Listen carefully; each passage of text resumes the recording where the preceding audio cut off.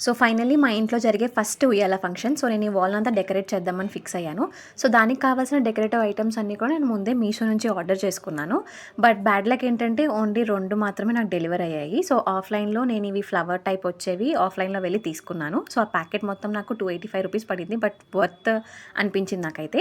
So నా దగ్గర already ముందు ప్లాస్టిక్‌వి దండలున్నాయి. అవి యూజ్ చేద్దాం అనుకున్నాను. సో ఫస్ట్ నేను ఇలా బ్యాక్ డ్రాప్ సెట్ చేసుకున్నాను. సెట్ చేసుకున్నాక ఒక సైడ్‌కి మొత్తం ఈ పేపర్ ఫ్లవర్స్ అండ్ ఇంకొక సైడ్ అంతా పూల దండలు వేసి కొంచెం బెలూన్ డెకరేషన్ అలా చేద్దామని ఫిక్స్ అయ్యాను. సో నేను స్టార్ట్ చేశాను. యాక్చువల్లీ మీషోలో నేను ఆర్డర్ చేసినప్పుడే ముందే అనుకున్నాను లైక్ ఈ టైంకి డెలివరీ అయ్యేలాగా పెట్టుకున్నాను.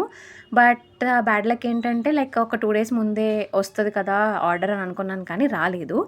సో చేసేదేమీ లేక ఉన్న వాటితోనే అడ్జస్ట్ అయిపోదాం. ఇంకా నాకు షాపింగ్ చేసే టైం కూడా లేదు. నేను ఇంకా చాలా ఐటెమ్స్ షాపింగ్ ఉండిపోయాయని చెప్పి ఇంక నేను వీటితోనే డెకరేట్ చేసేద్దామని ఫిక్స్ అయ్యి స్టార్ట్ చేశాను. ఇక్కడ మధ్య మధ్యలో మమ్మీ హెల్ప్ అండ్ మా డాడీ వాళ్ళందరి గైడెన్స్ తీసుకుంటూ ఎలాగైతే లాస్ట్ ఫైనల్ డెకర్ ఇలా వచ్చేలా చేశాను.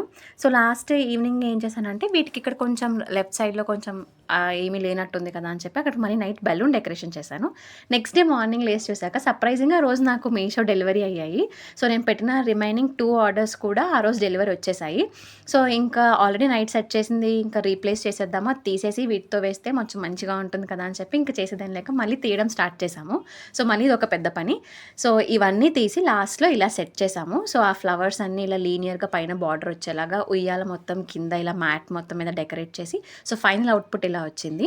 సో ఫైనల్ అవుట్‌పుట్ ఎలా వచ్చిందో let me know in the comment section. And నేను ఈ డెకర్ అంతా నేనేదో పెద్ద ఈవెంట్ మేనేజర్‌లా ఫీల్ అయిపోయి చేసేసిన డెకర్ అండ్ ఎలాంటి రిఫరెన్స్ తీసుకోలేదు. నాకు జస్ట్ ఒక ఐడియా ఉండి ఆ ఐడియాతోనే నేను ఈ అవుట్‌పుట్ అంతా చేశాను. సో ఎలా ఉందో ఖచ్చితంగా కామెంట్ సెక్షన్‌లో బండి టు సబ్స్క్రైబ్.